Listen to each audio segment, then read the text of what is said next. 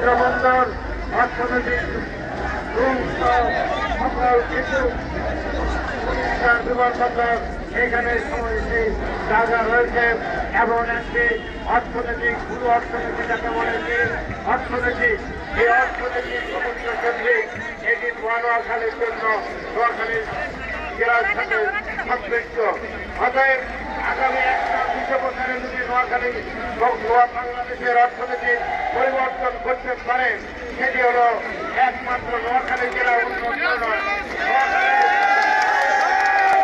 আজকে সারা পৃথিবীর এভিডেন্স যেটা আছে অর্থনীতি সেই এভিডেন্সের সরকারি পান এককভাবে এই বৃহত্তর নোয়াখালী জেলার মানুষ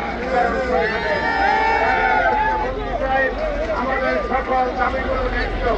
আমরা পৃথিবীকে নিয়ে এবং নদী এবং সমুদ্র থেকে যে 2000 বর্গ কিলোমিটার কেটে উঠেছেন এটা হলো আমাদের সম্পদ। এটি দিলেই আমাদের নোয়াখালী বিভাগের দাবি আমরা জানাচ্ছি। আমাদের কারোর সাথে কোনো বিরোধ নেই, অন্য আরো 10টি বিভাগ হতে পারে, কিন্তু নোয়াখালীর বিভাগ হচ্ছে ন্যায্য দাবি।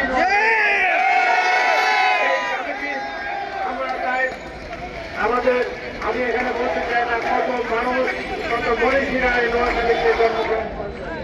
আমাদের প্রিয় নেত্রী বেগম খালেদা জিয়া এই নোয়াখালীর কৃতি সন্তান।